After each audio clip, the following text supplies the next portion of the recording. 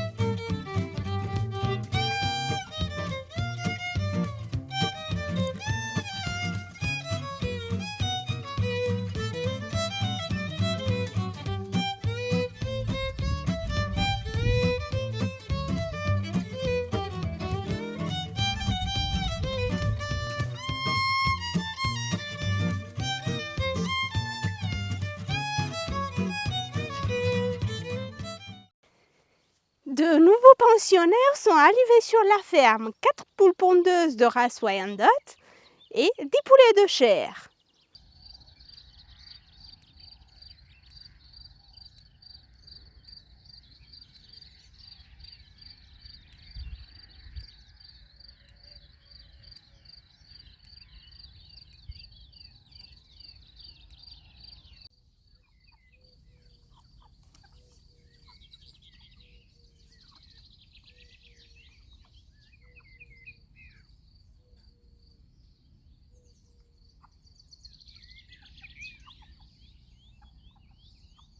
Le jardin a dû être fait les pieds dans la boue avec la terre qui collait aux outils.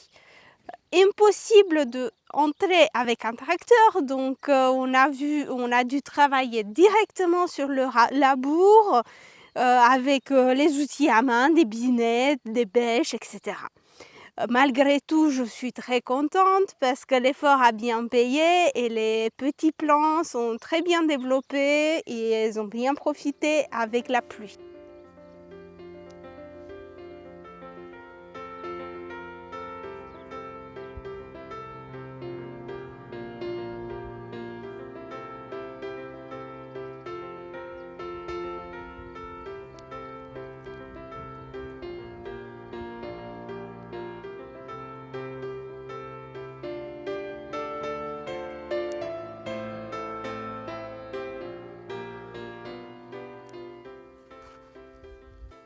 La situation est la même dans les champs.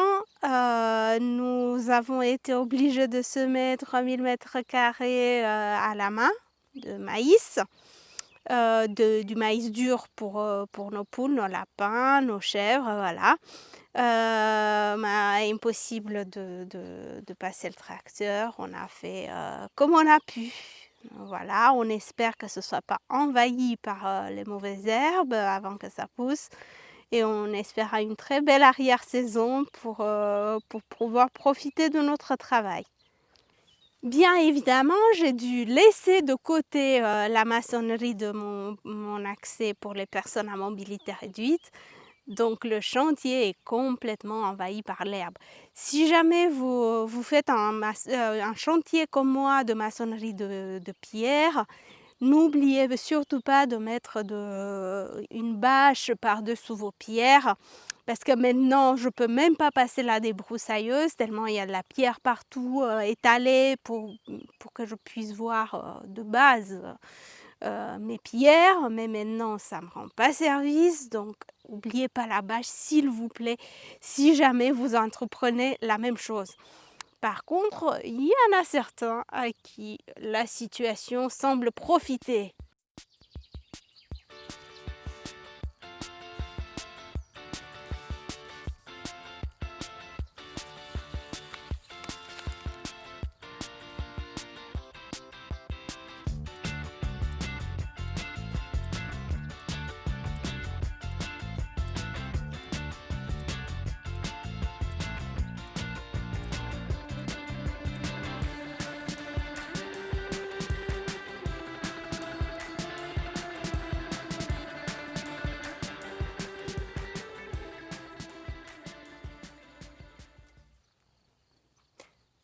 Et les jours, pas comme aujourd'hui, les jours où il fait pas beau, où il pleut, je continue mon tricot pour pouvoir proposer toujours plus d'articles sur mon site internet.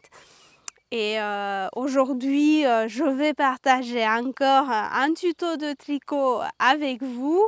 On va faire un tout petit projet, un bandeau ruban qui est en vente sur mon site internet avec une pelote de pure mohair. Et désormais, vous pouvez acheter votre laine et le réaliser vous-même. Pour réaliser mon projet, j'ai choisi une pelote pure mohair couleur écrue et des aiguilles circulaires 4,5.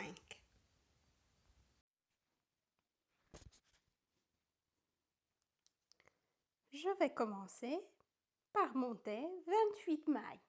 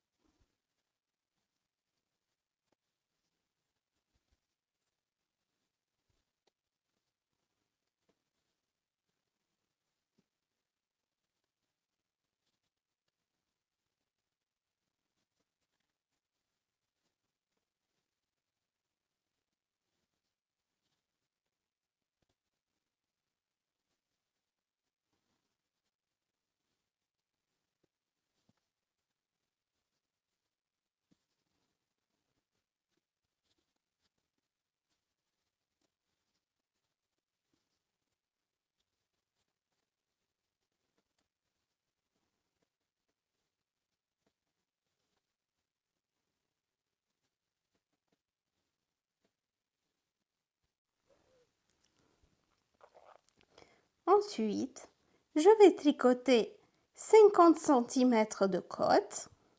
Ça peut être des côtes perlées, des côtes anglaises, c'est à vous de choisir selon le modèle qui vous plaît le plus.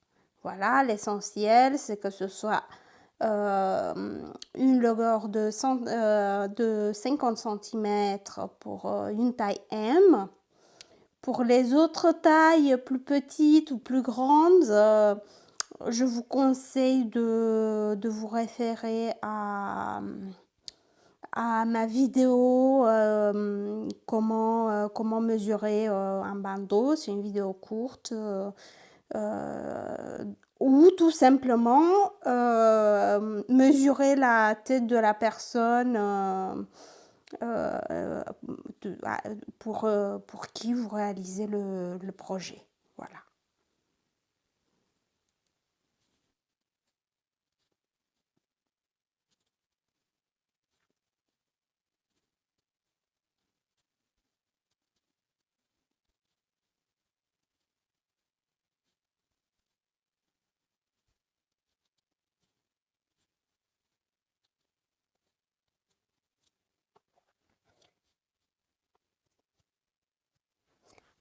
Et je tourne. Et pour les débutantes, c'est vraiment un projet très très simple.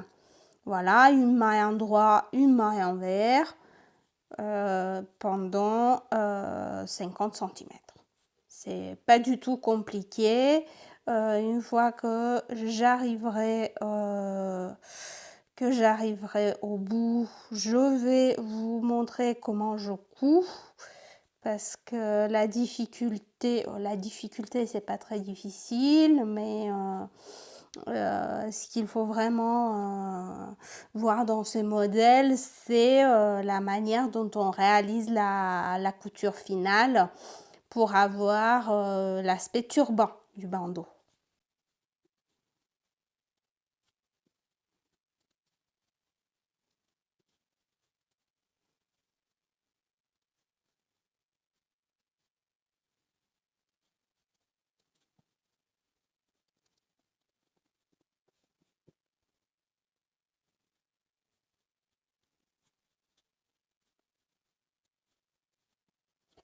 Pour celles qui n'ont pas encore tricoté le mohair, le fil poilu, attention surtout à ne pas vous tromper. C'est très très compliqué. Compliqué, c'est très difficile à défaire à cause des petits poils du fil. Donc, essayez de vraiment vous concentrer et faire en sorte de ne pas avoir à défaire.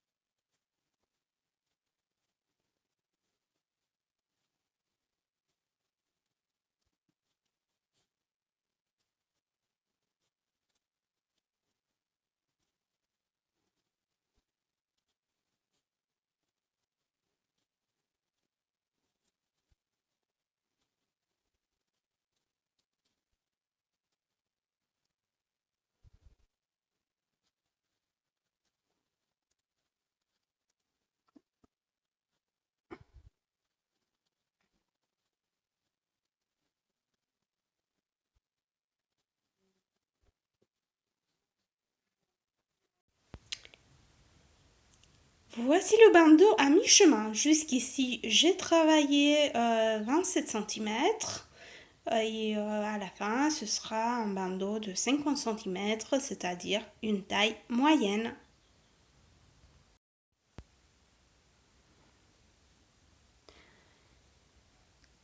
Quand j'ai fini de tricoter, j'ai laissé un peu de fil pour la couture. Et maintenant, je vais plier le bandeau pour obtenir l'effet turban. Je le plie en deux comme ça. Et puis lui en deux comme ça. Ici, c'est ce qui va donner l'effet turban. Donc, j'espère que vous voyez bien. Et voilà, il est impératif de le plier de cette manière-là et pas autrement. Du coup, je vous remontre. Ce sera comme ça en deux et comme ça on intercale. Et encore une fois en deux. Et on va coudre ici. Et maintenant, je vais coudre. Si je m'assure que tous les bords sont bien dans la couture pour éviter qu'il y a quelque chose qui s'échappe. Et hop. On fait une couture large, ça sert à rien de faire des petites coutures très serrées.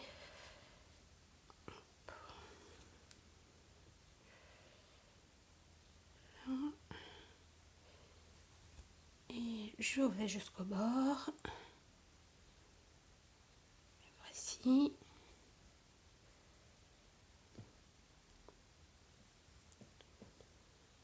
Maintenant, je vais serrer pour obtenir le nœud du turban.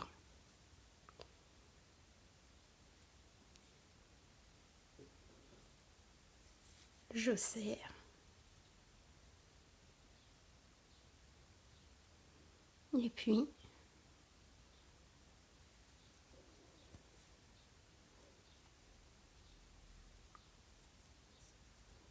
puis, je fais un nœud comme pour fermer la couture. Ici.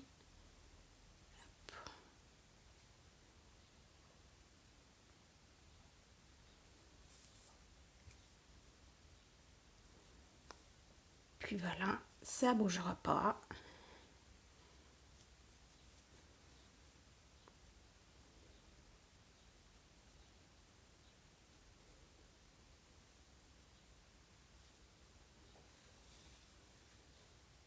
Voilà, là je vais couper le restant du fil et je tourne. Je tourne. Et voici le ruban, le nœud du ruban, qui est très joli sur la photo que vous voyez. Voilà. Et voici le bandeau fini. Maintenant, vous pouvez le voir très bien. Merci d'avoir regardé cette nouvelle vidéo. J'espère que le modèle vous aura plu et que vous allez le réaliser chez vous. Si jamais vous avez des questions, n'hésitez pas à les poser en commentaire.